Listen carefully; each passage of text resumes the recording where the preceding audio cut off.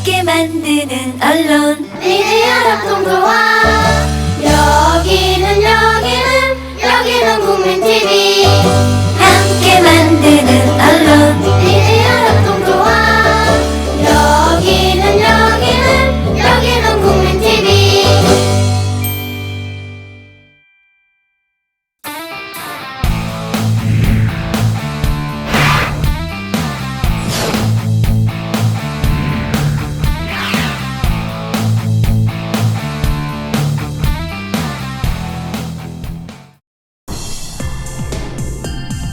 웃어 더 건강하게 안전하고 더 나은 미래가 있는 곳이 사고 싶은 곳 성남시 오래오래 살고 싶은 여기는 시민이 행복한 성남시.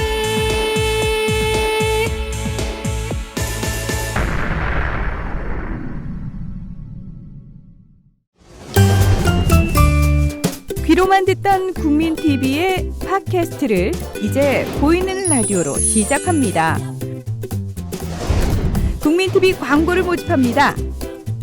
조합원과 비조합원 여러분, 자신이 속해 있는 기업과 사업체, 그리고 알리고 싶은 모든 것들 다 좋습니다. 광고를 원하시는 분은 신청해주세요. 홈페이지 kukmin.tv, 국민.tv 또는 지역번호 02-3144-0933번으로 연락주세요. 여러분의 많은 참여 바랍니다.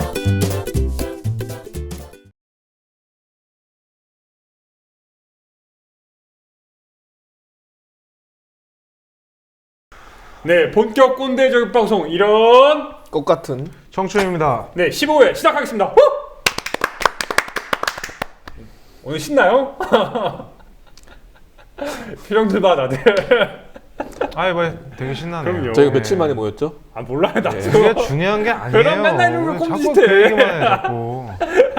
그나저나 우리 장 작가. 예. 아 오늘 뭐 이렇게 뭐 좋은 거 입었어요? 아우 추워가지고 네. 그냥 파카가 없어요. 파카가 없는데 네. 그래서 파카는 없는데 저 무스탕이라 그러죠. 무스탕? 네. 예. 약간 야, 그런 느낌인데 좀 비싸 보이는데? 아니 지금 응답하라 1988도 아니고 5만 원 주고 철진한 샀어요. 무스탕을 입고 아니 왔어요. 당시 제 아니, 저는 당시 원래 이랬고요 스타일이. 아니, 스타일 이런 걸로- 강조하는 분이 이런 걸 아니에요. 입으니까 이것도 우리 하이엔드 이 한 거죠. 학교에서 딱 그 네. 영화 보면은 그 죽은 시인의 사회에 나오는 약간 그런感じ네. 그 교수님 스타일, 선생님 스타일, 키팅 선생님인가요? 근데 머리 자르셨네요. 네. 네. 예, 훨씬 더 보기 좋습니다. 넘어가시죠. 예. 그래가지고 왜 예. 솔직히 장 작가 그 옷 스타일은 요즘에 소화하기 참 힘든 옷인데. 저는 가능해요. 아, 예. 저는 가능합니다. 5만 원짜리 무스탕이에요? 예, 동묘에서 샀어요. 동료? 예. 오. 거기가 좀 싸거든요. 무스탕 원래 옛날에 되게 비싸지 않았어요? 비싸죠. 무스탕 지금도 비싸요. 아 그래요? 예. 이게 얼마 줬다고요? 5만 원이에요. 예. 5만 원 무스탕. 아 뭐가 뭐 이렇게 불만이 있는데요? 아니요, 뭐 좋습니다. 예. 오늘 아니 장 작가 아주 그나저나 청년답고 이번 겨울에 내년에 이제 초반에는 예. 뭐 러시아 간다면서요? 러시아 좀 가려고요. 아. 그냥 너무 외로워서 네. 외로움의 절경을 한번 거기서 한번 느껴보려고. 예. 외로움 극 외로움을 한번 느껴보려고. 그 추위 속에서? 그 시베리아 한복판에서요. 야. 그것도 있지만 러시아에 두고 온 여인도 있잖아요. 모스크바에 있는데 저랑 네. 이제 팔로워 끊었어요. 왜요? 제가 관심을 안 가준다고 해서 네. 지가 이제 끊었더라고요. 그 친구는 이제 끝날 것 같아요. 그럼 이번에는 모스크바로 안 가고 저 그냥 네. 블라디보스톡부터 시작해서 하바롭스크 지나가가지고 네. 이르추르크까지만 이렇게 할 것 같아요. 옛날에 그 진짜 독립운동가들의 네. 어찌 보면 그 길이네요. 할아버지 보러 가야죠. 네. 아 근데 이렇게 잘 지내시죠? 말을 하는데 독립운동가의 길인데 뭔가 되게 다른 것 같아. 약간 그런 느낌이 안 나나요? 안 나요? 소울이 없어서 죄송합니다. 그냥 뭐 바이칼 호수 가서 담배나 피우겠죠. 예. 그래서 그거를 겨냥해서 입은. 근데 안 춥겠어요? 아니 뭐 더 입으면 되죠. 왜 이렇게 자꾸 옷 얘기를 이렇게 오래 아 하시죠? 궁금해서 그래 궁금해서. 이상해요? 아 괜찮아요. 네 감사합니다. 네. 네. 아무튼 우리가 이제 정말 이제 우리 옷 스타일에서 드러나서 진짜 본격적인 겨울도 시작하고 연말이고 시간이 이렇게 빨리 가는데 나름 그래도 우리 좋은 소식은 하나 있어요. 예. 지금 뒤에 나오네요 바로. 뭐 아주 촌스러운 광고. 그러니까 광고가 저희한테 들어온 건 아니죠? 아 엄밀히 따지면 우리한테 들어왔다고 볼 수가 있어요. 그렇게 말할 수 있나요? 네, 그렇게 볼 수 아. 있어요. 우리가 이재명 성남시장 편을 즈음으로 해가지고 네. 성남시에서 우리 국민TV에 광고 의뢰를 했어요. 그래서 지금 뒤에 나오는 저 광고 있잖아요. 성남시에서 자체 제작한 성남시 홍보 광고인데 이 프로그램에 국민 TV 프로그램에 30초짜리 광고 좀 넣어달라. 예. 그래서 넣었죠. 어쨌든 의미가 조금 있는 것 네, 같습니다. 있죠. 예. 이 시장님 게스트로 보신 그 효과가 효과인가요? 있긴 있어요. 네. 네. 이게 있는데 어쨌든 감사하네요. 네. 네. 넣긴 넣었는데 이렇게 촌스러워요. 아니 뭐 그래도 예, 광고주 이렇게 욕하면 안 디스하면 안 되죠. 예. 되게 촌스럽긴 한데 저도 밥 먹으면서 나는 자주 저걸 보거든요. 보면서 차라리 이재명 시장 얼굴을 그냥 30초 동안 그냥 뭐 우리 성남에 사세요 이런 얘기만 해도 더 효과적일 것 같아요. 되게 어설프게 저게. 노래도 촌스럽고. 아무튼 그래도 우리 광고주니까. 예. 네. 아주 감사합니다. 네, 고맙습니다. 감사합니다. 네. 네. 삼성 이외에는 뭐 이런 건 안 받는 삼성 거- 재벌 광고 이외엔 우리 다 봤습니다. 진짜요? 네. 삼성 광고 안 받을 삼성 거예요? 광고 안 받아요. 알겠습니다. 뭐 남양유업 이런 것도 봤습니까? 네. 안 받을 것 같은데. 아무튼 많이 도와주세요 이제. 네, 네. 광고도 많이 좀 해주시고 프로그램 TV 프로그램으로서는 최초의 광고예요. 아 그래요? 네, 의미가 있어요 우리 그래서 고통수. 김 기자 지금 얼굴 막 이렇게 입이 여기까지 걸렸네요. 입이 찢어졌으나. 입지가 진짜 한 단계 다 올라섰네요. 아 오르진 않아요. 그래 모르진 않아요. 그거와는 좀 별개고. 음. 아무튼 앞으로도 네. 이렇게 좀 많이 좀 도와주세요. 우리 열심히 하고 있으니까 더 잘해봅시다. 힘 좀 내고. 아 왜 자꾸 이렇게 썩은 표정을 짓고 있어 이 형은? 왜 연말인데 그래요? 나이 드는 거 서러워서 그런 것 같아요. 아 진짜요? 그건 아니고요. 네. 저는 팟빵 순위가 늘제 나 이놈의 아, 진짜. 신경 쓰지 원동력입니다. 마요. 요즘. 그러니까 네. 여러분 많이 도와주세요. 이렇게 원동력이라는데 결국에는 근데 우리가 좋은 컨텐츠와 좋은 내용으로 가다 보면은 뭐 벌써 15회예요. 벌써 15회. 이제 3개월 남았네요. 이제 타로에 이제 그 그러니까 기간이. 우리 장 작가의 6개월 그 시한은 과연 제가 어느 프로 망한 걸 제가 맞췄거든요. 아시잖아요. 예. 놀라운 사람이야. 근데 저희 괜찮을 겁니다. 계속 아무튼, 지켜봐 주세요. 예. 예. 일단은 우리가 지난 시간에 잠깐 이야기를 한 대로 예고한 대로 뭐 오프닝 전반 후반 뭐 아니면은 뭐 쿼터제 이런 식으로 가기로 했는데 오늘 같은 경우에는 우리가 큰 틀에서 쿼터제를 좀 준비를 했어요. 그러다 보니까 1쿼터, 2쿼터, 3쿼터, 4쿼터 이런 식으로 갈 건데 잠시 전에 이야기한 내용은 이제 오프닝으로 볼 수 있는 거고 1쿼터 들어가야죠.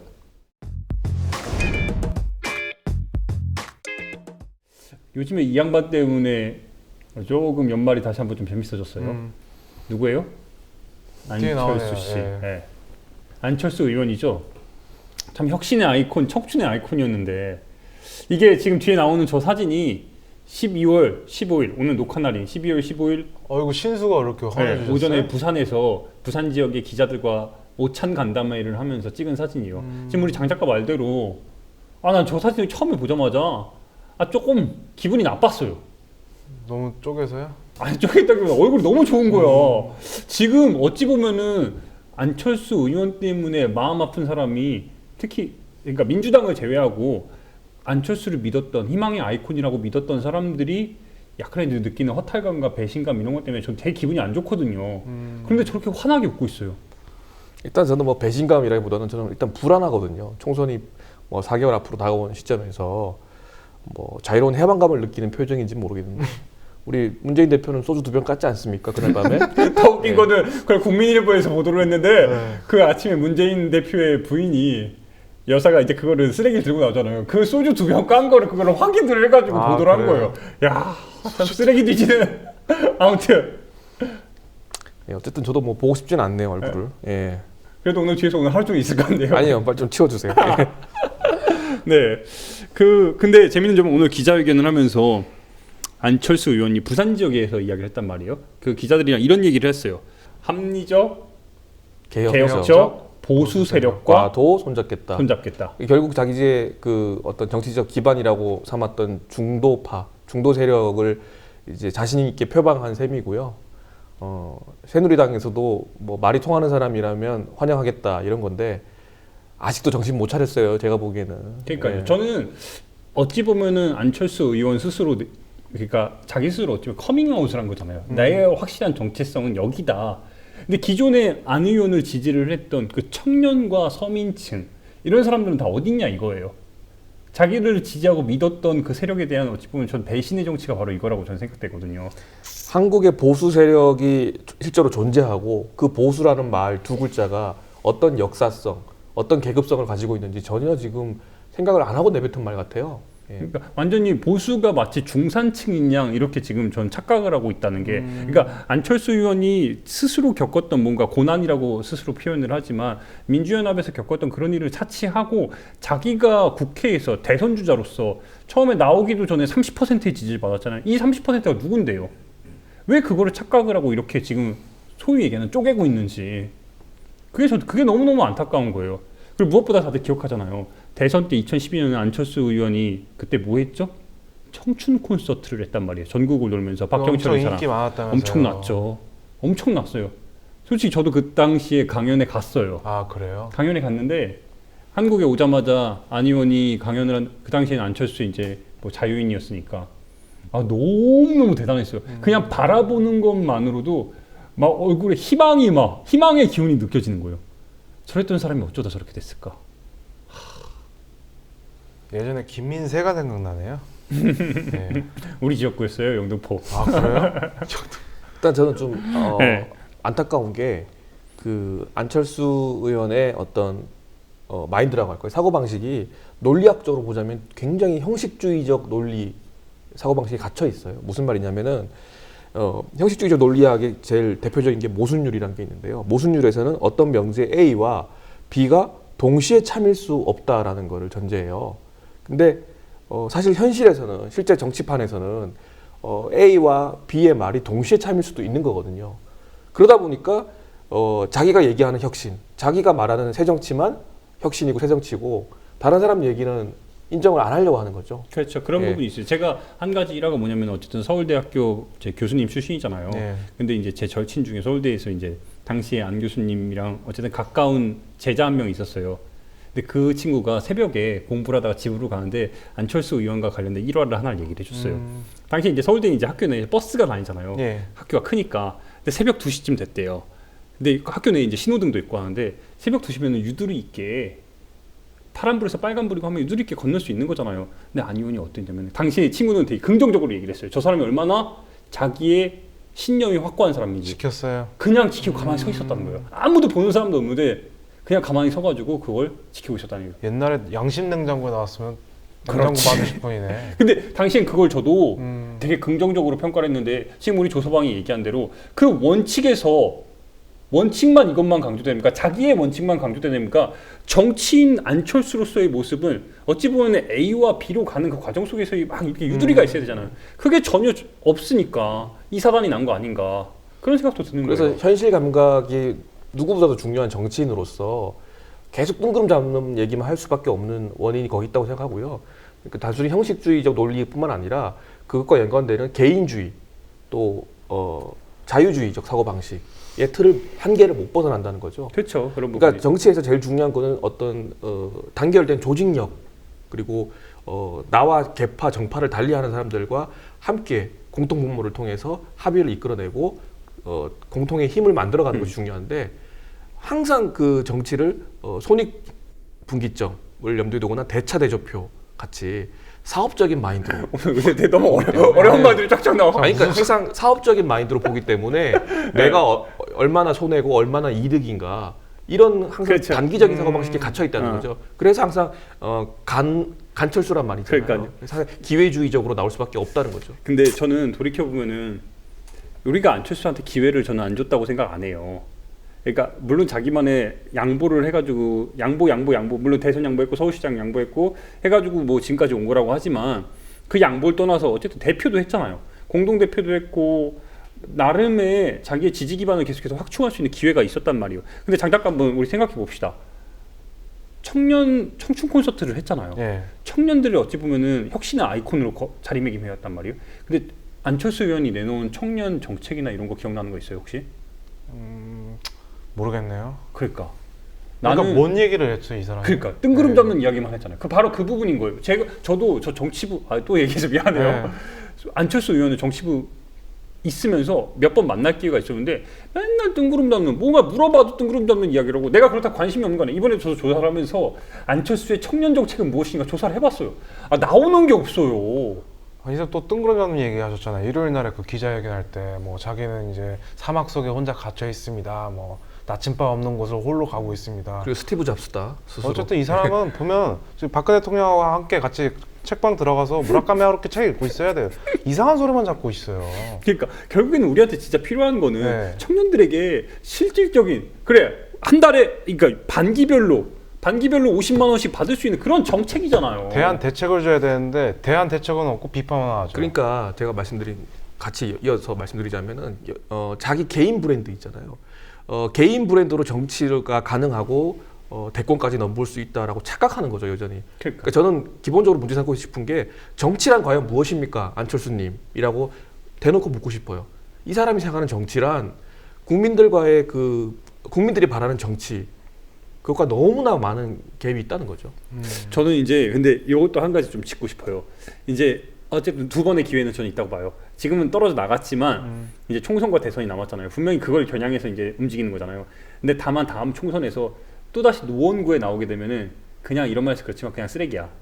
그러니까 노회찬 전 의원의 이제 지역구에 노원구에 그대로 나온다?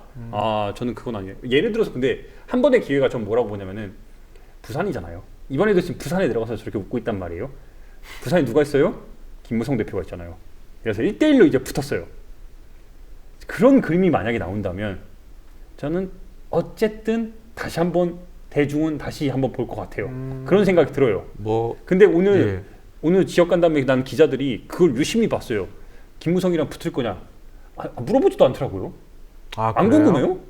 난 제일 궁금해요. 저는 그 그림보다도 네. 이 안철수 의원의 행보를 봤을 때 지금까지 행보를 봤을 때 노원병이 다시 나와서 나올 거예요. 그 박근혜 키드인 이준석 있잖아요. 이준석한테 시원하게 깨지는 장면이 더 현실적이지 않을까. 그러면 완전히 끝나는 거겠죠. 정치적 생명 끝나는 그러겠다. 거고 네. 뭐 이인재, 정동영, 김민석 못지않게 정가를 유령처럼 떠도는 정치 낭인으로 낙동강 오리알로 전락할 우려가 크죠. 근데 이미 이 그림이 나오고 있어요. 가장 최측근이라고 말할 수 있는 송호창 의원이라고 있잖아요. 과천 의왕 우리 동네 옆이니까 잘하는데 저는 송호창 의원조차 탈당하지 않는 분이에요. 탈당하지 않겠다고 얘기를 했어요. 그러니까 그동안 그 안철수 의원을 어떤 얼굴 마담이나 바람잡이로 내세워서 문재인 대표를 흔들고 야권 분열을 촉진해나던 세력들이 사실은 안철수의 지지 세력이나 동지들이 아니라 그냥 말 그대로 얼굴 마담, 바람잡이로 활용했다는 거죠. 그러니까. 그게 이제 폭로된 거죠 며칠 만에. 이게 진짜 웃기지 않아요? 진짜 이제 우리 한 목표를 향해 가자 하는데 나갔더니 난 남아 있어야 돼. 야 이런 개 같은 다 긁어 모아서 지금 10여 명이니까요. 다 그렇지 않을까요? 그러니까 그게 진짜 웃긴 거예요. 예. 근데 지금 겉으로는 웃고 있지만 속은 진짜 타 들어갈 거예요. 참. 근데 안철새라고 이제 별명을 줘야겠네요. 참. 그래서 우리가 맨날 철수했다 이런 얘기도 하잖아요. 그런 이제 형식주의적 또 개인주의적, 자유주의적 그런 기계적 사고 방식이 서울대 의대를 졸업하고 그러면서도 바이러스 연구를 통해서 IT 신화를 이루고, 그러니까 그 CEO 안철수까지는 성공 모델로서 그런 사고 방식과 이 사람의 마인드가 성공 요인이었겠지만 정치인으로서는 너무나 아니라는 거예요. 정치인은 무엇보다 저는 변증법적 사고 방식도 필요하고요. 현실과 융통성 있게 대화하는 소통하는 능력이 무엇보다 필요한 직업인데 그런 점에서 정치인 안철수는 정말 실패다라고밖에 말할 수밖에 안타까워요. 예, 그 기억할지 모르겠는데 그 안철수의 생각이 2012년에 나왔을 때 네. 그날 나오는 날 교부 영풍 해가지고 사람들이 줄 서서 쫙 정말 샀고 난리가 났었어요. 근데 지금 3년밖에 안 지났잖아요. 만 3년이 지난 건데 제가 이제 중고 서점에 가면은 보통 이제 중고 서점에서 가격 이하의 것들이 있어요. 알라딘. 알라딘 2,000원 이하로 팔아요. 너무 많은 거 책이. 안철수의 생각이. 네, 안철수의 생각이. 김남도 형보다 못하네요. 거의 그 급이 됐어요. 우리 지금 국민TV에도 우리 국민TV 지하에 카페 있잖아요. 우리 국민 카페. 안철수의 생각이 얼마나 많은지 곳곳에 생각이 있어요. 근데 지금도 그 당시에 저도 당시에 아직도 기억이 나요. 그 책을 사기 위해서 나도 교보문고에 가가지고 줄을 서서 샀어요. 집에 가서 그날 다 읽었어요. 근데 재정임 교수랑 같이 안철수 지응 재정임 역금했어요. 그것도 되게 웃기죠. 그 방식도. 안철수는 그냥 구술만 했을 뿐인데 근데 당시에 거기에 안철수 의원이 이런 말을 했어요. 자기가 정치권에 진출하는 가장 큰 이유 중에 하나가 집권 세력의 확장을 막기 위해서 했다. 결국엔 당시 집권 세력이 누구예요? 새누리당의 확장을 막기 위해서 한 건데 근데 지금 3년 사이에 누굴 대표해요? 집권 세력으로 대표되고 있는 어쨌든 새누리당에서는 전혀 차치하고 중도 보수의 아이콘처럼 자리매김을 하려고 한다는 거예요. 그리고 집권 세력의 확장을 저지한 게 아니라 오히려 도와주고 있죠. 그렇죠. 지금 뭐 그러네요. 팔짱 끼고 총선. 제일 좋아할 사람들이 누구겠습니까? 새누리당이죠. 새누리당이에요. 예. 이러다 우리 지난 시간에 이야기한 대로 진짜 3분의 2, 180석은 요즘 새누리당도 웃으면서 180석은 넘길 거라고 당연히 얘기를 해요. 지난번에 저희 이재명 성남시장 변 때 그 이재명 성남시장께서 그러셨잖아요. 중도라는 없다고, 개소리라고, 회색 분자라고. 근데 더 재밌는 점은 교주님 그 정도는 아니고 구루 정도? 네. 근데 당시에 생각해보면 안철수 의원을 뒤에서 이렇게 종용했던 어찌 보면은 뭐 흔들었던 김한길 전 대표, 뭐 이종걸 지금 원내대표 있잖아요. 과연 탈당할까요?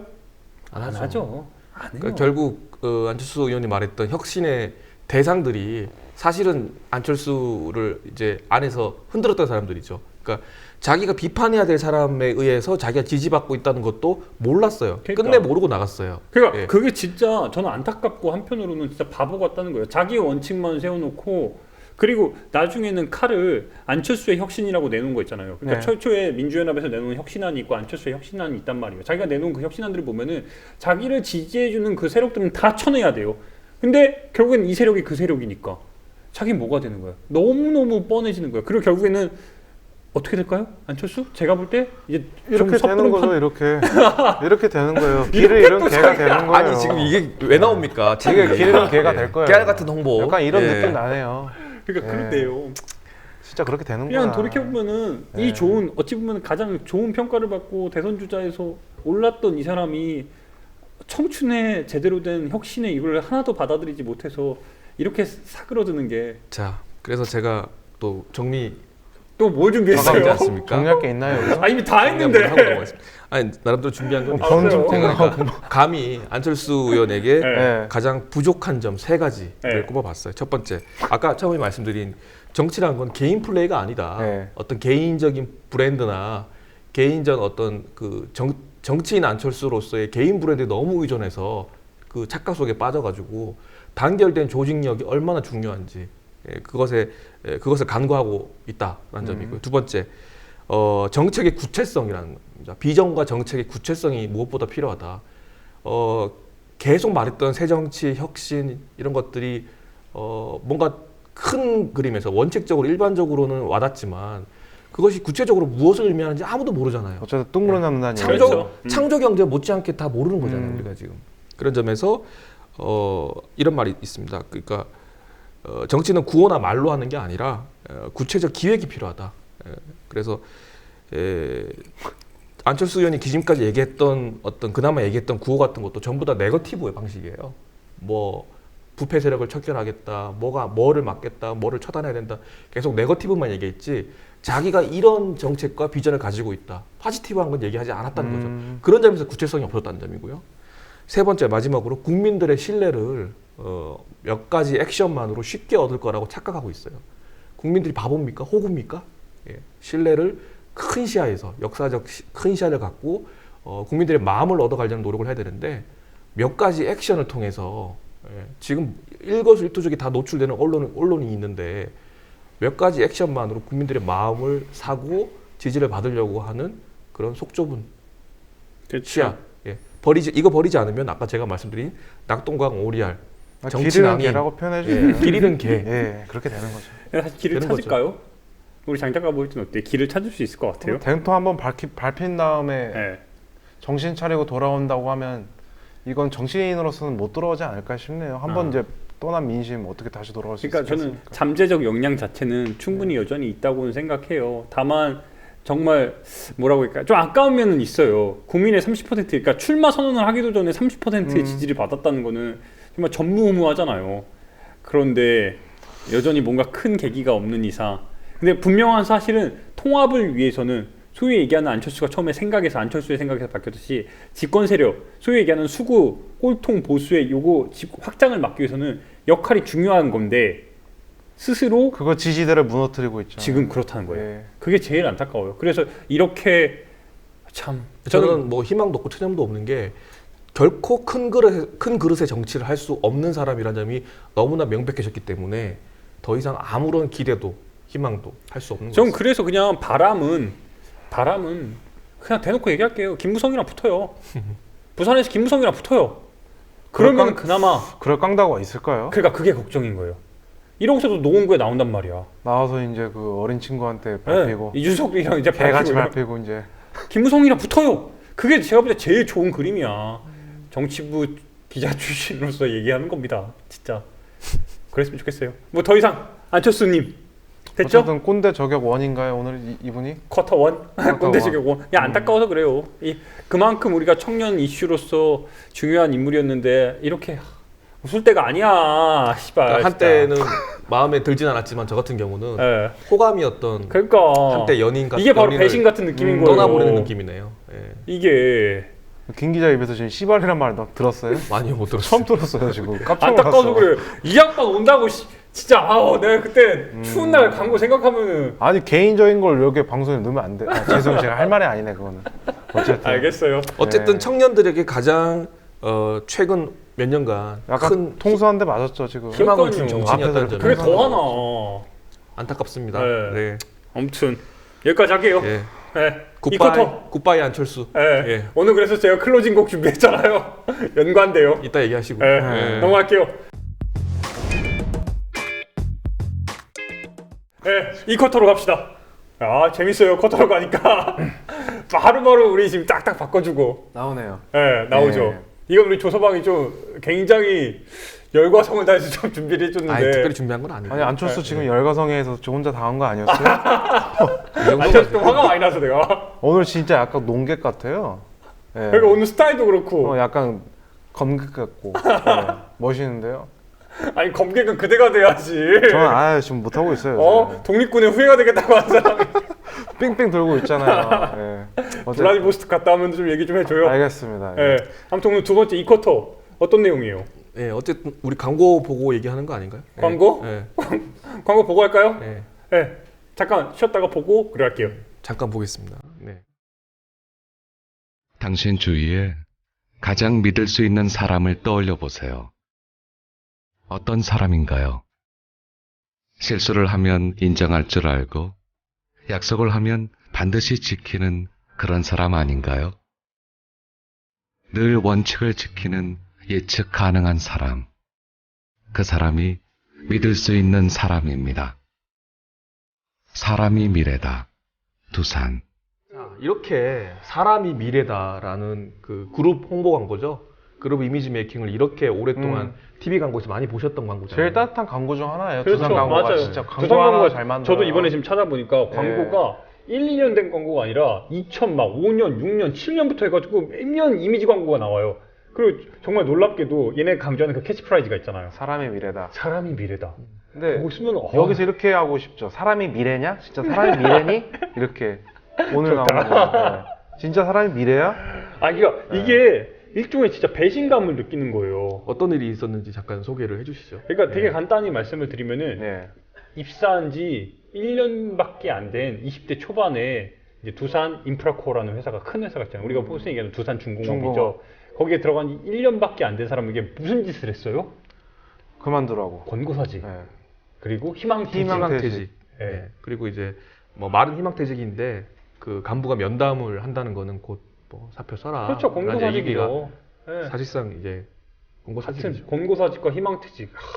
희망퇴직이라는 것도 말 자체가 진짜 이게 진짜 거지 같은 게 어떻게 사람이 미래다라고 말하는데 이제 1년밖에 안 된 사람에게 희망퇴직, 그러니까 권고사직 아니면 또 1년 무급 휴가 뭐 이런 식으로 이렇게 해서 무조건 사람 쭉쭉 빼잖아요. 근데 이 회사가 지금 힘든가 봐요? 어떤 일이 그건 있죠? 맞아요. 그러니까 원래 주가가 뭐 3만 원대이던 주가가 최근에는 5천 원대까지 떨어졌다고 하더라고요. 아이고. 물론 떨어졌어요. 많이 떨어졌고 많이 그리고 떨어졌네. 한 가지 또 핑계로 나온 게 뭐냐면은 뭐라고 얘기할까요? 얘네가 최근에 엄청나게 많은 신입 직원들을 뽑았다고 강조를 하더라고요.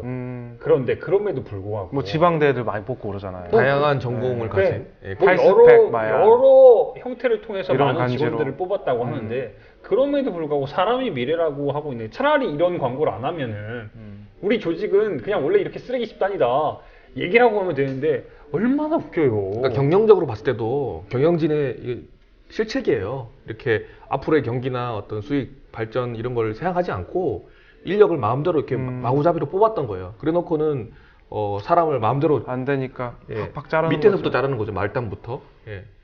사람이 미래다. 사람이 소유물이다. 사람은 노예다. 차라리 그렇게 하면 더 재밌을 텐데. 그러니까요. 너희들은 내 거다. 근데 그렇게도 내세울 수는 없으니까. 근데 한편으로는 되게 웃긴 게 저는 이런 생각도 들어요. 재벌들이 박근혜 정부에 큰 지원을 받아가지고 막 이렇게 재벌들의 소위 얘기하는 예. 대기업들의 취업문이 확 넓어졌다고 하잖아요. 저는 일종의 편승했다고 봐요. 그 과정 속에서 박근혜 정부 들어가지고 취업문이 확 어쨌든 대기업의 채용 인력이 확 늘었는데 확 늘었죠. 자기의 감당이 안 되는 상황에서 무조건 받아들인 거예요. 그러고 나서 뒷감당은 이번에도 하나도 안 하고. 그래서 두산 인프라코어 같은 경우에는 지금 사원 대리급의 90% 가까이나 준강제퇴직을 당했고요. 그리고 임원들의 자녀들은 건재하고 그리고 회장인 그렇죠. 박용만 회장의 아들은 아들 36세인 아들은 이번에 박서준 전무로. 네, 전무로. 저는 지난번에 우리 방산비리 얘기할 때 그 흑표전차 2 그 파워팩 문제를 통해서 엄청난 예산 소모를 가져왔던 그 기업이 두산중공업입니다. 예. 그러니까요. 이미 자체가 문제는 항상 있었던 기업이에요. 근데 더 웃긴 거는 아시죠? 이 기사가 이것도 처음에 알려진 거는 그 당시 그 권고사직 희망퇴직을 당한 20대 초반의 친구가 댓글 달아가지고 처음에 알려진 거잖아요. 근데 그 기사가 이제 쫙 퍼지니까 그 기사의 즈음에서 어떤 일이 일어났어요? 이제 박용만 회장님께서 그렇죠. 그러니까 좋은 데 가셔가지고 착한 일을 행하셨잖아요. 연말이라고 진짜 웃긴 게 뭐냐면은 연말이라고 이 회장님께서 군부대를 다니면서 되게 소위 얘기하는 물타기 기사를 또 내보내네요. 군부대에 가가지고 무슨 사랑의 차 그것도 차도 웃기게 티백 차가 같은 거. 아니고 네. 마시는 티. 마시는 차 예. 따뜻하라고 그거 나눠주는 기사가 반반씩 도배가 되고 있어요. 아 얼마나 근데 원래 저분 원래 페이스북이나 막 이런 걸로 또 이것도 자주 하셔가지고 그러니까요. 정말 저비용으로 물타기 기사를 쓰고 있네요 지금. 그러니까 너무 안타까워 너무. 그러니까 그 권고사직 희망퇴직 그 접수 네. 기간에는 평소에 그렇게 활발하게 하시던 트위터도 닫아놨다고 그러더라고요. 예. 아 그런가요? 네네. 근데 한 가지 이제 또 들은 소식도 있어요. 이 두산에서 운영하는 잡지들도 있다면서요. 두산 매거진. 두산 매거진. 두산 매거진 하에 이제 저 개인적으로 저희 꽃청춘 취재를 해주셨잖아요. 보그걸에서. 그때만 취재했죠. 뭐 그러긴 했죠. 뭐 어쨌든 결국엔 꽃청춘 하나도 안 나왔어. 아니, 사진만 잔뜩 찍어갖고. 꽃청춘 글은 썼어요. 글은 썼어. 어쨌든. 장작가 뭘 보고 취재했는지 모르겠는데. 어쨌든 보그걸에서 네. 보그걸도 이제 그만둔다고. 보그걸 자체가 아예 없어지는 거예요? 이제 메인만 조금 몇 개 남는 것 같아요. 보그나 아. GQ 막 이런 급들로 하고 네. 쪽 보그걸이나 이제 뭐 좀 자잘한 것들은 다 없어져서 네. 다 이제 주추상 맞죠. 전부 다 뭐가 잘렸어. 그러면 거기는 저희 뭐 리포터나 기자들 같은 경우는 우선 그 누나는 우선 이제 그냥 딴 거 모르겠고 그냥 우선 여행 간다고 했고 그냥 다 그냥 줄줄이 나간 것 같아요. 그냥 그러니까 돈 우리가 나가고. 흔히들 대기업이라고 믿고 들어갔던 곳들도 어찌 보면은 이렇게 쉽게 그러니까 정말 해고가 쉽다는 게 이게 현실화되고 있는 거예요. 박근혜 정부 들어가지고 노동개혁의 박근혜 정부가 강조하는 노동개혁의 가장 중심축이 임금 피크제와 쉬운 해고잖아요. 그거를 이제 선도적으로 보여주고 있는 기업이고요. 예. 구조조정을 어떻게 하는 것인지 밑에서부터 쳐내는 거라고 먼저 잘 보여주고 있는 것 같습니다. 처음에 가장급 이상으로 쳤다고 하지 않았나요? 처음에는 그랬지만 그러니까 네 번의 총 이렇게 해고가 있었잖아요. 처음에 이렇게 치다가 이제 대리 사원부터 이제 다 치니까 그럼 위에서 이제 누가 남는 거예요? 근데 그 부분도 있는데 그냥 과장이 이번 커피 타나요 이제? 예. 부산에서 저는 이번 사태를 보면서 가장 화가 나는 게 네. 뭔가 새로운 꿈과 희망을 가졌고 이제 새롭게 진짜 힘을 발휘해야 될 20대 얼마나 노력해서 들어가겠어. 그러니까, 얼마나 들어가기 힘든데. 그렇게 이제 했는데. 20대가 명예퇴직 당하는 이게 되게 시대가 상징적인 왔습니다, 느낌이 온 거예요. 지금. 네. 20대에게 명예퇴직이라는 저는 이 단어 자체도 시간제 이 정부 들어가도 시간제 정규직 나왔죠. 웃기죠 개념. 시간제 정규직 나왔죠. 20대 명예퇴직자 나왔죠. 점점 창조경제의 본 모습들이 드러나고 있다는 생각이 드는 거예요. 그러면서도 여전히 꼼수로서 이런 기사가 나오니까 물타기 전략하고 군부대에 가가지고 시해했다는. 진짜 골 때려요. 그래서 오늘부터 사람이 미래다라는 두산의 홍보 문구를 너네 같은 일회용품들은 너무나 널렸으니까 지방 가면 우리 대기업이라면 사족을 못 쓰는 애들은 몇 트럭씩 있으니까 마음대로 부품처럼 갈아 끼울 수 있는 게 바로 너희같이 흔해 빠진 사람들이다. 그러니까. 저는 이렇게 이해하기로 했어요 앞으로. 예. 그걸 좀 짧게 좀 해주지. 사람이 미래다처럼. 그러니까 사람이 미래다라는 라는 그런 네. 뜻이 담겨 있다는 거죠. 그렇죠. 유어로 디스포서블 일회용이다. 일회용품이다. 네. 부품이다. 진짜죠. 예, 소모품. 그러니까 근데 그 진짜 소모품이다. 맞아. 진짜 슬퍼. 인정하기 싫은데 점점 모두가 다 일회용이 되고 있다는 게 참 안타깝습니다. SK도 한번 지켜봐야 되겠네요. 거기도 사람 엄청 뽑았거든요. 탈스펙 뭐 이렇게 해가지고 저도 지원했지만 어쨌든 그러니까 이제 뭐 정규직과 비정규직의 차이를 얘기하기 전에 정규직도 이렇게 팔이 목숨이 된 시대잖아요. 그렇네요. 그러니까요. 장 작가 평소에 이제 사람이 네. 미래인 직장인가요? 저도- 장 작가 일하는 그 직장. 저도 처음에 면접 봤을 때 그 사람 그 면접관이 저한테 그러셨어요. 인사 그자장이 저한테 우리 회사는 사람이 제일 중요한 사람이라고. 그러니까 회사라고 인성이 제일 중요하다고. 어쨌든 뭐 그래서 인성 테스트에서 되게 쉽게 들어갔어요. 근데 어쨌든 사람을 되게 소중하게 직원을 되게 자식처럼 생각한다는 그런 기업에서 다마스를 15년 된 걸 준 거예요. 언덕에서 못 올라가요.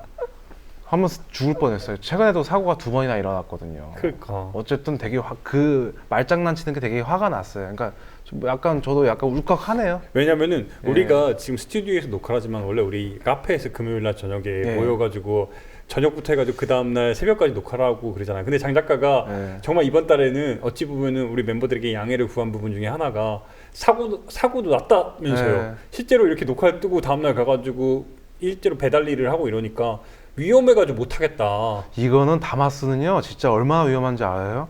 이거 프레임이 바로 이거밖에 없어요. 네. 사람이랑 쳐도 제가 죽을 것 같은 느낌이에요. 예. 이거 스쿠터 박으면 제가 죽을걸요? 그래도 아마 네. 군대에서 그 병사보다 군견이 더 높은 중요도를 가지잖아요. 아마 그 다마스가 다마스가 높나 더 봐요. 중요한 바꿔달라고 가치일 거예요. 몇 번을 얘기를 했어요. 엔진이 고장 나가지고. 근데 안 바꿔주더라고요. 그냥 탈 수 있대요. 타야죠. 근데 그만두려고요 저는. 근데 이게 바로 진짜 기업 윤리가 항상 강조되기 때문에 소위 얘기하는 기업 윤리라는 말도 좋습니다. 기업의 이윤이 항상 강조되기 때문에 윤리란 말이 제 말 같지도 않은 그러니까요. 소리죠. 예. 항상 이게 그것도 진짜 포장됐네요. 그러고 보니까 예. 이익을 위해서 항상 모든 것들은 다 그냥 차치하는 건데 이걸 기업 윤리라고 말하는 게 자체가 나 진짜 할 얘기 또 있어요. 뭐요? 궁금한 게 또 하나 있어요. 또 있어요. 네. 다른 데 쿠팡이나 이런 데서는 네. 물 배송 같은 거 할 때 삼다수나 이런 2리터짜리 6개 이렇게 한 팩으로 돼 있잖아요. 2개 이상 안 해요. 네. 손모가지 날아가거든요. 네. 근데 여기 10개, 20개 막 이렇게 해요. 진짜. 그냥 주문 받을 때? 손님이 시킨 대로 그냥 무조건 하라 이거예요. 진짜 얼굴 갖다 막 이렇게 하고 싶거든요. 그래서 제 인생 지금 현재 여러분 가장 큰 그러니까 우리 아젠다는 시청자 여러분 제가 이거 하나만 강조할게요. 산다수입니다. 물 배달할 때 많이 시키지 마세요. 2개 이상. 예. 12개까지 2리터짜리 12개까지. 네, 그냥 딱 두 팩만. 이거 진짜 배달하는 사람들 생각하면 그렇게 시키면 안 돼요. 한번 조금이라도 그냥 저를 싫어하시는 분들 더 많지만 어쨌든 이 방송을 보시면 택배하는 그러니까 배달하시는 분들 되게 좀 잘해주시면 더 좋은 게 있지 근데 않을까 우리 장 싶네요. 작가는 예. 배달 다닐 때도 이 간지를 유지를 하더라고요. 아 요새 안 해요. 요새 못해요. 그런 게 어디 있어요. 죽어나가는데. 예. 예, 어쨌든 이 쿼터는 사람이 미래까지는 바라지 않더라도 사람이 일회용품이 아니다라는 걸 한 번 더 강조하면서 3쿼터로 넘어가겠습니다. 사람은 사람처럼만 대우해줘야죠. 기업에서. 저는 창조 경제가 자꾸 예. 이상한 쪽의 창조 경제로 안 갔으면 좋겠어요. 예, 이 정도 수준으로 이 쿼터는 예, 가름하도록 하겠습니다. 예, 3쿼터. 근데 지금 그러고 되게- 보니까 이제 하나씩 준비한 내용이 됐네요. 예. 예. 오늘 뒤에 지금 내용이 하나 또 나오는데 3쿼터는 우리 장 작가가 어찌 보면은 고청춘에 우리가 저격에만 너무 지금 우리가 집중됐다. 장 작가가 좀 이번에는 청년의 이야기를, 청춘의 이야기를 좀 더 강조했다고 청춘 들었는데. 방금도 지금 우리 두산 이야기 했듯이 어쨌든 이렇게 버림받은 청춘들 뭐 저희 청춘 뭐 저 같아도 지금 당장 고민되는 게 취업 뭐 지금 사는 거 어쨌든 저희 그냥 일상 먹고 사는 게 제일 중요하잖아요 대한민국에서요. 근데 우리가 간과했던 것도 있는 것 같아요. 어떤 부분에서? 청춘이 이런 청춘도 말고 골방이나 그냥 방구석에 있는 청춘들도 많아요. 그러니까 일본에서는 이 청춘들 이런 사람들 뭐라고 하죠? 히키코모리? 그쵸, 그걸 히키코모리. 우리식으로 표현하면 어떻게 나오죠? 운둔형 외톨이. 아, 맞아요. 외톨이. 운둔형 외톨이. 근데 운둔형 외톨이를 지금 운둔형 외톨이를 그러니까 그러니까 정부나 이렇게 사회에서는 그냥 뭐라고 해야 돼? 그냥 경쟁에서 뭐 밀려난 잉여? 그쵸. 약간 그런 느낌. 잉여, 뭐 백수, 예. 루저, 나고자 그냥 뭐 그런 이런 느낌이잖아요. 뭐야? 그러니까 그게 부정적인 느낌인데 거기서 끝나잖아요. 찌질한 걸로. 그냥 그쵸. 찌질한 걸로 딱 끝나는데 어쨌든 몇 년 전부터 이제 서방 세계에서는 이 루저, 그러니까 이 운둔형 외톨이들이 밖으로 나오기 시작해서 이상한 행동들을 하기 시작했어요. 뭐라고 하죠? 이분들을 외로운 늑대, 네. 론리 울프. 론니 울프라고 하잖아요. 근데 그 이상한 행동이라는 게 네. 조금 뭐라고 할까요? 폭력을 테러를 이렇게 뭔가 전제하고 있다고 볼 수 있는 거죠. 그래서 자생적이고 개인적이고 또 잠재적인 테러리스트로 외로운 늑대라고 지칭되는 이 그 은둔형 청년들을 규정한다는 거죠. 그러니까 옛날에는 그냥 예비 테러리스트로. 옛날에는 그냥 이렇게 그냥 동네에 있는 뭐 소위 얘기하는 그 옛날 그 추리닝 있잖아요. 파란 추리닝, 초록색 추리닝 입고 다니던 루저였는데 걔 루저였는데 이제는 이 사람들이 뭔가 사회의 반감, 그렇죠. 사회적 반감을 가진 반감을 그러니까 개인적인 응분과 뭐 울분, 증오 플러스 사회적 반감을 해서 불특정 다수한테 테러를 하죠. 그게 그리고 지금 우리의 지난 분기 때인가요?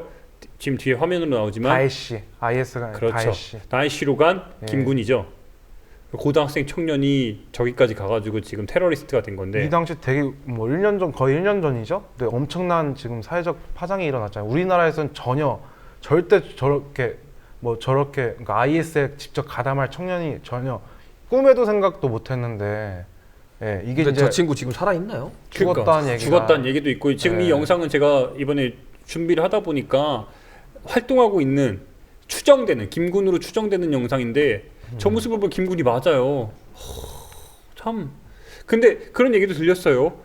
저기 가고 나서 좀 후회스럽다. 네, 뭐 카톡 보냈다고 네. 친구한테. 그런 얘기도 있는데 네. 뭐 이건 뭐 어쨌든 추정이니까 근데 당연히 근데 후회스럽지 않겠어요? 근데 여기서 뭐 저희가 뭐 김군이나 뭐 이렇게 욕을 하자고 뭐 이게 아니라 이 친구들을 왜 이 친구들은 왜 이쪽으로 건너갔고 왜 이런 행동들을 하는가에 대해서 사회적인 책임과 관심에 대해서 좀 화두를 던지고 싶어서. 그러니까 예. 그건 맞아. 비단 지금 김군뿐만 아니라 제가 지난번에 서초. 아마 여름 때로 기억해요. 예. 5월인가 5월이었어요. 5월로 기억하는데 서초동에 예비군 거기도 마찬가지였잖아요. 그때는 제가 직접 취재를 했는데 예. 가가지고 이 예비군도 어찌 보면은 그냥 그 조짐들이 이미 보였다 이거예요. 예. 예비군 총기 난사 그렇죠. 사건. 총기 난사 사건이 이미 당시 같이 훈련에 들어갔던 사람들이 이 사람 이상한 상태 사람이다 안 좋다고. 계속 얘기를 했는데 예. 혼잣말하고 결국에는 사로에 올라가가지고 사로가 이제 총기 쏘는 곳이잖아요. 총 쏘는 데 올라가지고 총 뽑아서 옆에 있는 사람들 무차별로 사격하고. 본인도 이제 죽음으로써 그렇죠. 끝내는데 어쨌든 이런 현상들은 이제 한국형 이제 외로운 늑대들, 그렇죠. 의 그렇게 출몰 이렇게 표현하고 싶죠. 그러니까 장 작가 말은 이제 이런 사람들이 개인적인 어떤 정신적인 문제나 뭐 어떤 개인적인 불행으로 인해서 이렇게 돌출적인 행동을 하는 게 아니라 사회 구조적으로 바라봐야 될 필요가 있다. 예, 그런 그러니까 차원. 관심과 배려. 딱 저는 그 그거예요. 부분에서 맞다고 봐요. 그러니까 우리 이게 단순히 개인적인 차원의 문제로 이걸 집중하고 환원하기에는 이미 사회적인 문제가 되고 있다는 거예요. 그리고 한 번에 가장 우려가 뭐냐면은 이런 사고가 터지면은 개인만의 그냥 죽음으로 끝내는 게 아니라 주변의 피해가 너무 크다는 거예요. 사회적 파급력도 너무 크고. 그러니까 이런 건 예방도 못 하잖아요. 그러니까 근데 문제는 이 사람들을 어떻게 예방하고 이 사람들을 어떻게 관리해야 되는지 그 부분도 솔직히 모르겠어요. 단순히 지금 우리가 헬주선과 각자도 생명 너무 강조되고 있는 이 사회에서 네. 이들을 단순히 따뜻하게 감싸 안아준다? 그 방법? 모르겠어요. 그러니까 이제 서방 세계나 뭐 일본이나 마찬가지지만 이 노동 시장, 고용 시장에 나오지 않는 이 흔히 말하는 자발적 그 고용 포기자라고 해야 되나요? 자발적 취업 포기자 이 그룹들을 일종의 뭐라고 할까요? 뭐니 그 범죄 집단?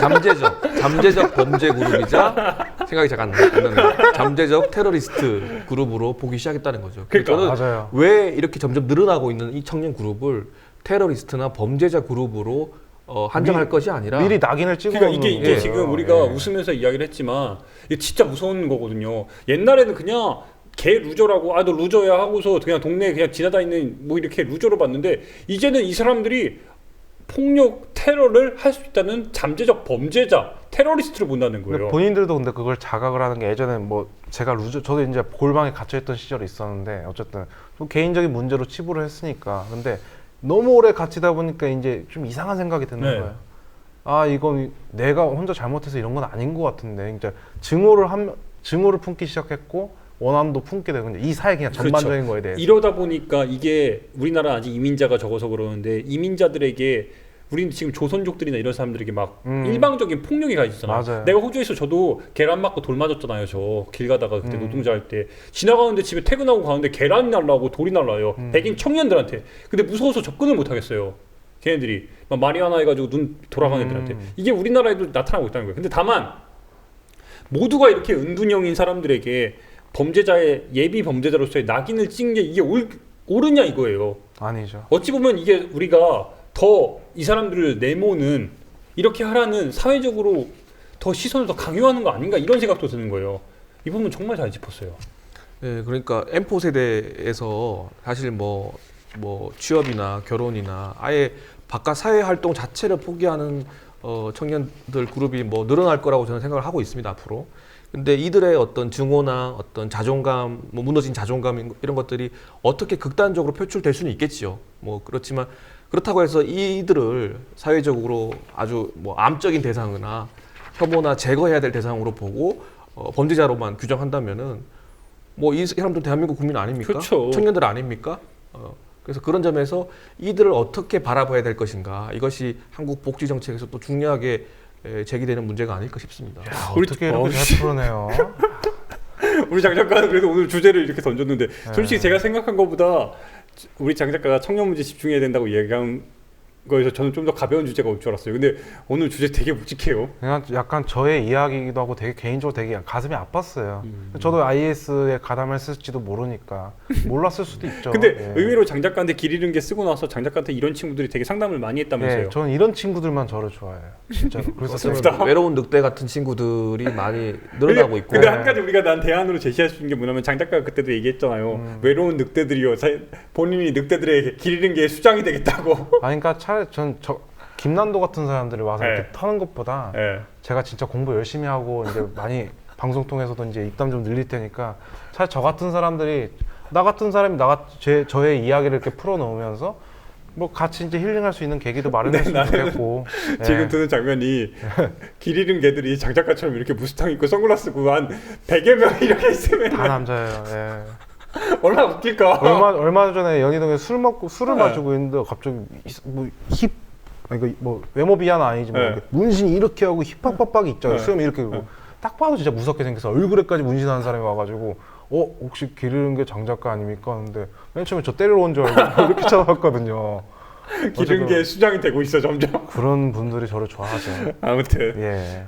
이제 3쿼터는 이런 식으로 그러니까 이들에게 우리가 사회적으로 범죄자의 낙인을 찍는 거는 정말 한국 사회 자체가 이제 이런 분들한테 그러니까 좀 뭐 다문화 가정 예를 들어 또 이제 세터민 그다음에 좀 이제 좀 레어한 뭐 그런 계층들 있잖아요. 그런 친구들한테 이제 손길과 관심을 안 가지면 한국 사회 자체가 저렇게 혹시 되게 잘못된 친구들을 양산할 수 있는 인큐베이터가 될 수 있으면 안 그러니까 된다고 우려스러운 거예요. 생각합니다. 왜냐면 진짜 우려스러운 게 저 진짜 집에 가다가 술 취한 청년 둘이 조선족을 보고서 진짜 아줌마 아저씨였어요. 가산 디지털 단지역에서 와 욕하고 씨 개새끼 이러는데 누구한테요? 그 조선족을 향해서 그냥 청년 둘이 이렇게 지하철 플랫폼에 있는데 이 사람들이 탔는데 그냥 무차별적으로 욕을 가하는데 그걸 바라보고 있는데 그런 거 있잖아요. 되게 멍해지는 느낌. 내가 이런 사회에 살고 있나? 그리고 그 주변의 사람들이 솔직히 어땠을 것 같아요? 냅뒀을 것 같은데. 그냥. 그러니까 다들 당황해하는데 어찌해야 할 네. 바를 보는 거야. 그러다가 사고가 나는 거예요. 그러다가 그러니까 그런 사회적 혐오, 포비아라고 하는 어떤 혐오가 어떤 나와 같지 않은 그룹에 대한 어떤 사회적 증오의 응축이라고 본다면은 아까 방금 말씀하신 어떤 사회적 소수자 그룹이 그렇게 외로운 늑대 그룹으로 바뀔 수 있는 인큐베이터 역할을 오히려 사회가 할 수도 있다. 그렇죠. 네, 그런 네, 거예요. 그렇게 얘기할 수 근데 있죠. 다만 여기서의 우려스러움은 우리가 강조해야 될 부분은 이들을 이렇게 될 거라고 함부로 예단하거나 그래서 미리 그러면 안 된다는 되죠. 거죠. 예. 범죄자로 예비 범죄자로 규정하거나. 그렇죠. 이미 근데 그런 얘기가 조금 있어요. 다문화 가정 어떻게 해야 된다는 얘기가 벌써 나오잖아요. 이제 그러니까 유럽이 지금 좆된 거 보고 이러다가 진짜 우리도 진짜 트럼프처럼 막 이슬람 다 그냥 입국 금지시켜야 그런 되고 사람이 언젠간 좀 나올 것 같긴 해요. 그런 얘기 그런 대중의 예. 생각을 선동하는 극우 정치인이 나오지 말란 법이 없죠. 예. 우리의 역할이 일단 다시 한번 진짜 중요하다. 갑자기 그런지 모르겠는데 갑자기 사명감을 가지고 그냥 그런 생각 안 들어요? 길 잃은 게 수장. 일단 뭐 많이 보는 프로가 돼야 되는데 많이 봐주세요. 예.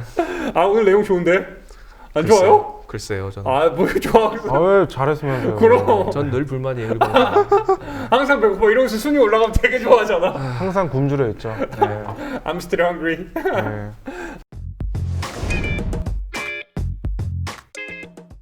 재밌는 게 하나 있어요. 재밌는 게.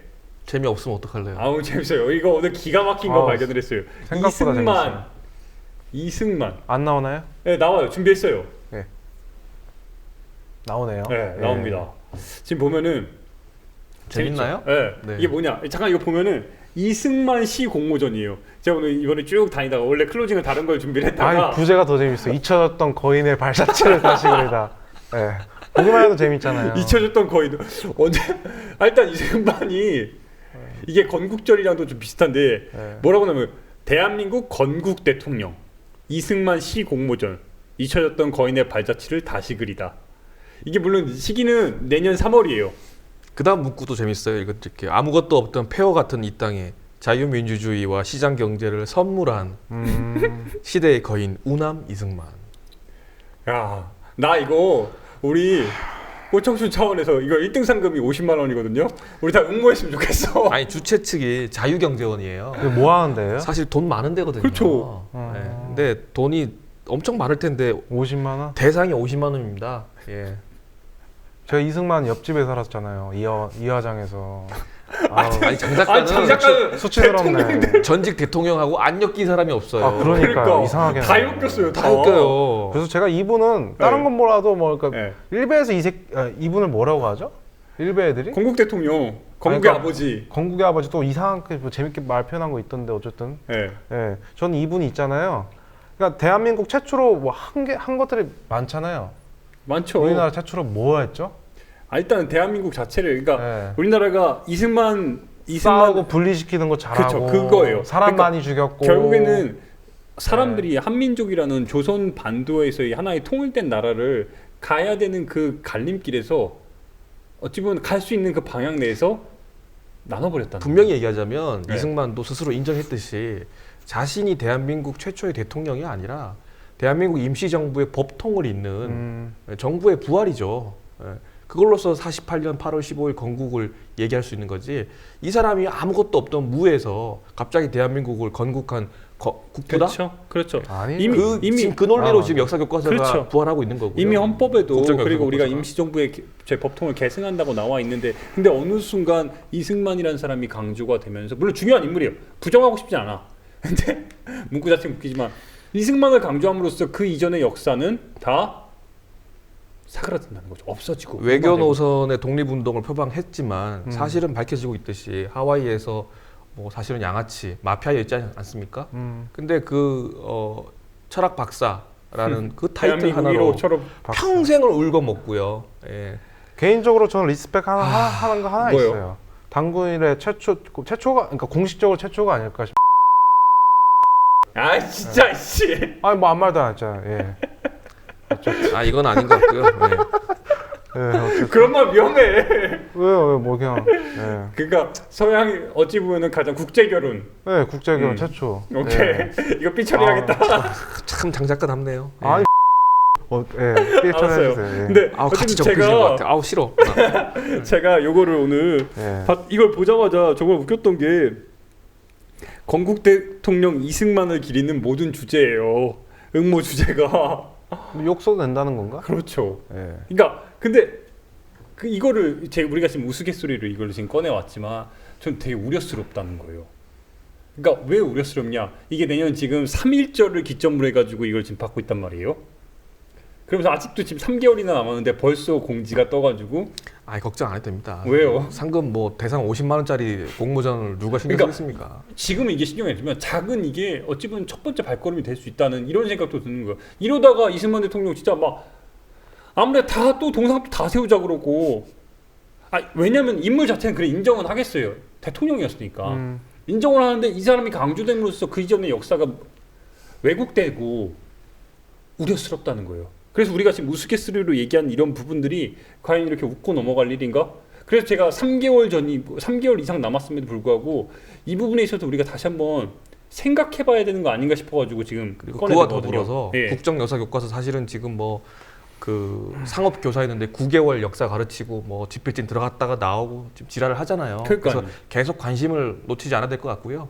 그 흐름 속에서 만들어지고 있는 일이고 그러니까 국정 역사 교과서 다음에는 사실은 다른 과목에 대한 국정화도 지금 준비되고 있거든요. 다른 과목이면 예를 들어 뭐 국어나 그렇죠. 다른 도덕 같은 그런 과목들에 대한 국정화도 다시 추진되고 있습니다. 지금. 도덕을 그러니까 국정 이게 이런 작은 부분들이 사회 예를 들어 곳곳에 정말 쫙쫙쫙 뻗어 나가는 순간 진짜 전에 말씀하신 것처럼 소프트웨어를 지금 완전히 지금 조금씩 심어 넣는 거네요. 그 그래요. 작업을. 그리고 더 웃긴 문구는 이거잖아요. 자유는 공짜가 아니다. 아 누가 자유 공짜래요? 자유는 국정. 피 많이 흘리셨죠. 이분이 아닌 다른 사람들 피 많이 흘렸잖아요. 말 잘 썼네. 왜 우리 이렇게 스스로의 역사를 부정하면서 그게 바른 역사라고 강조를 하고 혼이 빠져나갔다 이런 얘기는 하고 있고 올바른이라는 얘기를 하잖아요. 어쨌든 그럼 김 기자 한번 그렇게 우려스러우면 그냥 출품해서 대상 먹어버리세요. 어떻게 쓸까요? 대상 모습 이렇게 회식해야죠. 우리 회식. 네. 괜찮은데요? 회식인 합시다. 하지만 진짜 자주 할 일은 아닌 것 같아요. 지금 큰 역사 교과서에 이제 국정 교과서도 마찬가지고 큰 흐름들이 소위 이야기하는 야당이 이렇게 분열하고 있는 상황 이게 지금 뭐 재벌이 이렇게 강조되고 있는 모습들 그리고 지금 은둔형 외톨이 이게 지금 우리가 각각의 주제로 이야기를 했지만 어찌 보면 하나의 큰 흐름 속에 다 이어지고 있다는 거예요. 그게 정말 안타깝고 이것 또한 이렇게 나오고 있다는 게 네, 어쨌든 뭐 헬조선의 여러 얼굴들이라고 할 수 있겠죠. 예. 오늘도 무진하네요. 아 이거 괜히 마지막으로 괜히 이거 했나 보네. 왜요? 또 괜히 이렇게 찝찝하고 무거워지네. 오늘도 칙 씹는 것 같아요. 네. 씁쓸하게 또 끝내네요. 우리 예. 항상 이제 여물을 씹는 그 대세김질하는 방송이네. 저는 칙이요. 칙집 마시는 느낌. 왜요? 씁쓸하다. 그래도 오늘 잘했어요. 예. 오늘 나름 열심히 준비했고 사이다 마신 재밌겠어요. 느낌은 없는데. 왜요? 또 자위한다 또. 예. 네, 듣게요. 자, 마무리하시죠. 네. 네. 아무튼 이렇게 이제 좀 정리를 좀 해야 될 것 같고. 예. 그나저나 이제 저희 방송이 올해 한 번밖에 안 남았습니다. 이 방송 나가고 나서 한 번만 더 준비하면 이제 2015년 끝나게 됩니다. 그래서 진짜 연말 특집 우리가 긴급하게 회의해가지고 결정한 게 있죠. 예. 참 긴급하게 했죠. 네. 간단하게 예고해 주시죠. 네, 간단하게 이야기를 네. 하면은 다음 시간에는 그 청년 베스트 그리고 우리가 이제 다뤘던 이제 청년들의 그 베스트 이제 스토리가 있잖아요. 그걸 이제 좀 이렇게 베스트를 꼽아보고 스토리가 있죠. 네. 그 지금까지 출연했던 뭐 청년들 그것도 포함해서 포함해서 우리 개인적으로 좀 꼽을 수 있는 이야기들을 좀 이건 좀 강조돼야겠다. 2015년 청년 베스트 어워드 그리고 또 있죠. 꼰대 어워즈. 꼰대 워스트 어워드 이렇게 가면 될 거예요. 그래서 다음 시간에는 우리가 결산 특집으로 우리 셋이 한번 털어봅시다. 청년 베스트, 꼰대 워스트. 재밌을 것 같죠? 네.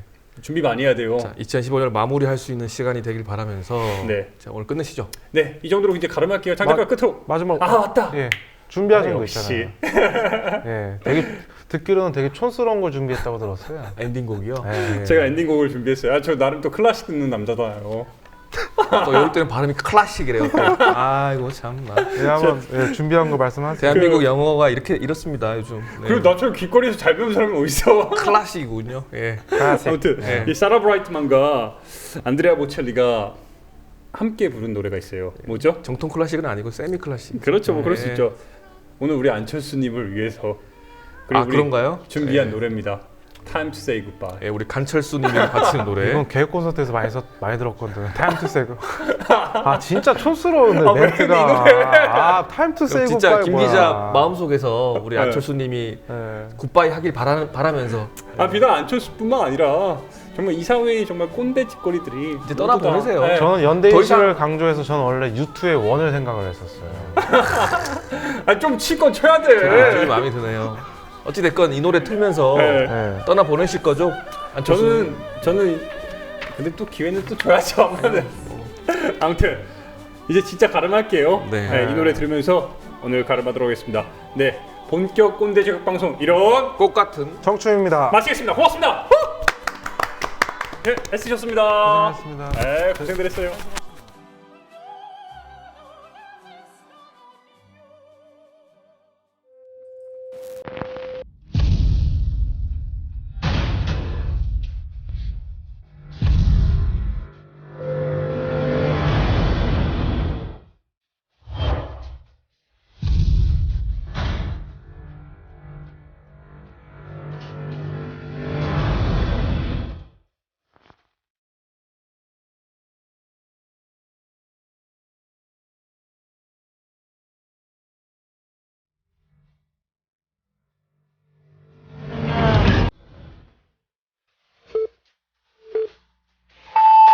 전두환 대통령은 오늘